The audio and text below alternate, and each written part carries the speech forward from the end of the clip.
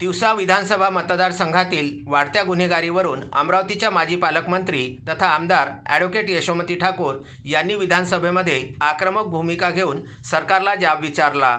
12 मार्च 2023 रोजी तिवसा शहरामध्ये एका आर्थिकदृष्ट्या दुर्बल युवकाने पानटपरी उघडली होती। त्याला काही गुंड प्रवृत्तीच्या लोकांनी मारहाण केली।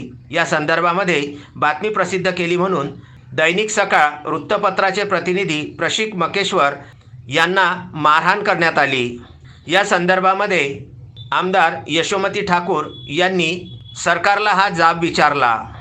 मार्चच्या 12 तारखेला आमच्या तिवसा विधानसभा क्षेत्रामधला तिवसा शहर जे आहे तिथे एका गरीब मुलाला त्यांनी पान टपरी उघडली छोटीशी आणि त्याच्यामुळे त्याला मारहाण झाली।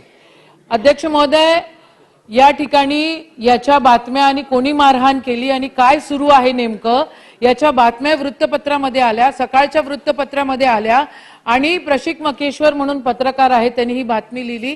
या ठिकाणी ती बातमी लिहिल्यानंतर अध्यक्ष महोदय त्या पत्रकारावर पण मारहाण झाली।